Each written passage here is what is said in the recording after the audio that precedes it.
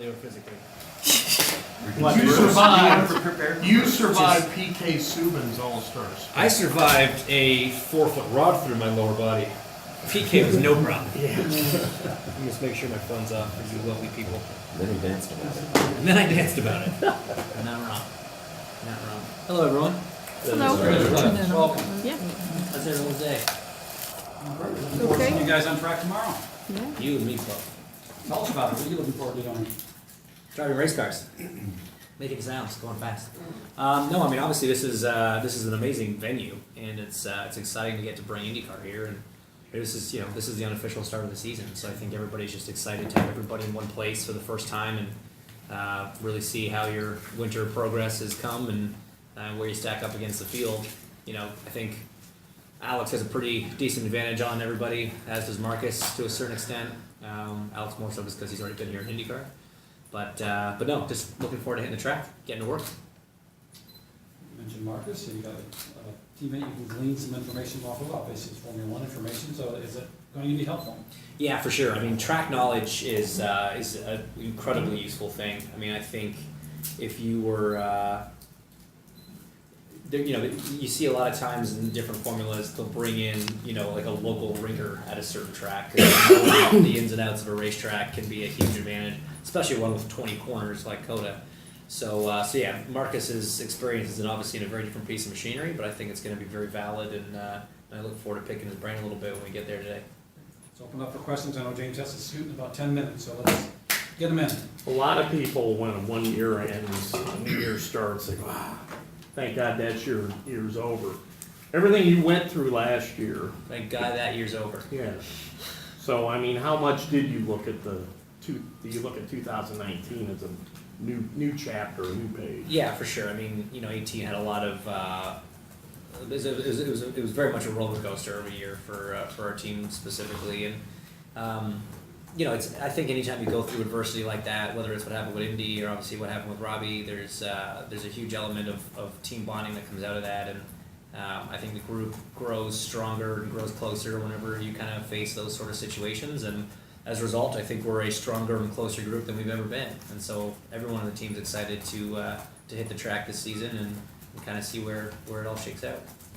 You mentioned Robbie, just how inspiring has it been to be able to visit him as often you have and see the progress that he's already made? Yeah, it's huge, man, and I love it because he lives it every day, and so he doesn't see the progress the way someone who's gone for 3-4 weeks and then comes back does, and it's always funny seeing his reaction to my reactions to the things that he can do every time I go back.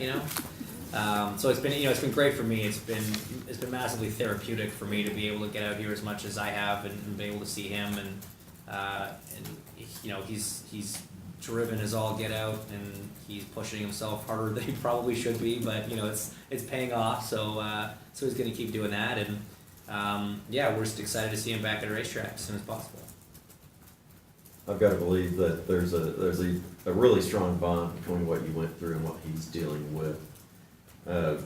What are those deepest, darkest times? You wonder if you're going to get back in the seat.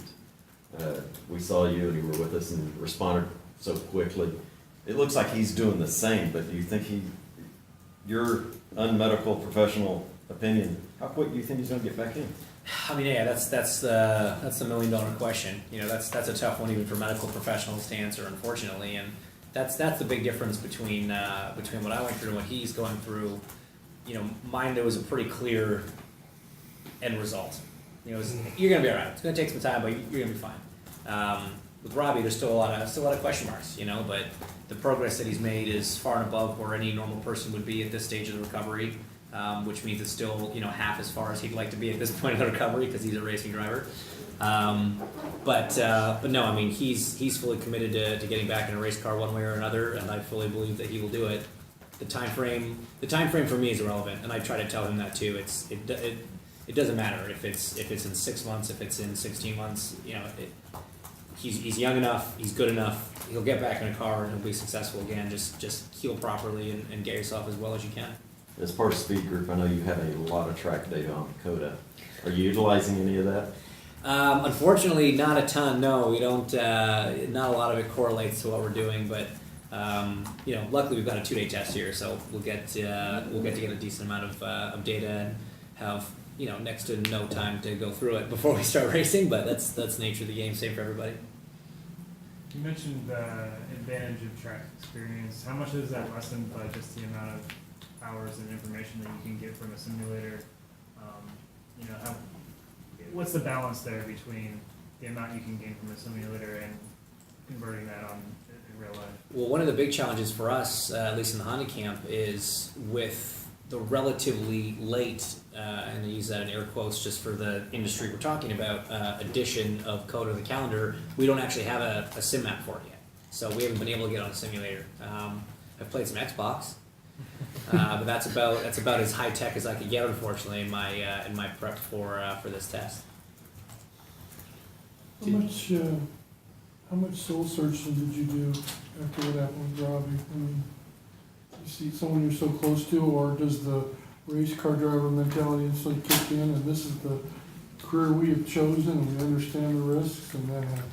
Yeah, I mean it's just it. I mean I said it. I've been saying it for a bunch of years now, but we're wired differently. We're wired wrong, and it's it never once made me pause and consider my own career in any sense. Yeah, there were days where you sit there and you think, man, I wish I hadn't convinced him to come to IndyCar, but guess what? He was going to come whether I said anything about it or not. So. You get over that stuff quick. You give yourself, the week to go through that kind of stuff. But I'm doing what I want to do. I'm doing what Robbie wants me to do. So we're on the right path. Neither one of you would want the other to be affected like that. For sure. Probably would kick your ass. Yeah, exactly. Exactly. Are you still in a state of disbelief about what happened last year in May? And does that give you even more motivation, if that's possible, going into this May? No, I mean, I think the reality set in pretty hard about 5 days later when everyone else was on track and we weren't. But it was for sure it was a tough pill to swallow, but the same, comment about adversity applies directly to that situation, and that group rallied so hard, and, we went through our best stretch of the season right after that. I mean, the Road America, Texas, Road America, Iowa, we were on a really good roll. We knew it was circumstantial. It was a lot of things outside of our control. Definitely a lot of things that we have to take blame for. But we know what we would and wouldn't do differently going back, and I'm not worried about going back. I know the pace is going to be there. We're going to have fast cars. We're going to have good cars. We're going to go out there and try and win the 500. What about the effort Arrow did? I mean, because a lot of us were concerned that, they needed to be in the race. They had that big temporary suite out in turn one. Had a lot of guests coming. They didn't have a car in the show. They might try to buy a ride out, which you didn't want any part of. And now they end up stepping up their game even more. So how do you describe how big that was? What does that tell you about our team? Obviously, they believe a lot in us. We had our lowest day in Indy, and not only did they continue to back us, they doubled down on us. And we're now Arrow Schmidt Peterson Motorsports because it's an incredible organization, and they see the work that we do day in and day out to do them proud, to go out on track and compete for wins. And what they've done now in stepping up to an entitlement sponsor of the whole team is just incredible. And we haven't really seen that properly in IndyCar for a bunch of years now. I think it speaks to the health of the sport, and I think it speaks to the efforts of everybody at ASPM. And I just can't thank them enough. I mean, they're an incredible organization, and it truly is an honor to be associated with them. Is there a noticeable difference since Arrow's decided to come, be an investor in the team across the board? Can you tell the difference between this winter and last winter? Yeah, it's a lot harder to tell which car's mine when I walk in the shop. But no, I mean, in all seriousness, the 6 car ran without a title sponsor last year. Last year's program cost the team a lot of money. Rick and Sam had to really commit to what they were doing by bringing in Robbie, and but they saw the benefit of that on track. And so, whether or not Arrow had stepped up to sponsor the other car, they were going to bring in a talented, experienced guy because they saw the value in that. And as it happens, the conversation went well enough that Arrow wanted to step up in the way they did. So I think the big thing for us is, you're never comfortable financially in a race team because you always find a way to spend whatever dollar you have. We just have a lot more dollars to spend now. So it's definitely, freed up some opportunities for us on the development side, on the personnel side, and that can only be a good thing. Driver wages. Yeah. No, I was already in a contract, unfortunately, when that deal was signed, so. You're, in the last 4 or 5 years, it's been a roller coaster. The injury to Indy, Robbie's injury, winning the pole at Indy, not making the show. Would you be happy this year if it was just a smooth, steady, strong? Would that be better for you mentally after all the ups and downs, just to be there every week, steady, smooth? I know you can't control that, but No, I just want to win. That's the only thing that's going to make it good.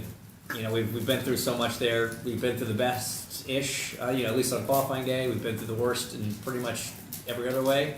There's only one thing left to do with that track for me, and that's to win the thing. So I don't care if it's the most dramatic week of my life of practice in a you know, terribly stressful qualifying weekend. If we come out on top on Sunday, that's all that matters. That? Mr. Hinchcliffe? Thanks very much, guys. Appreciate it.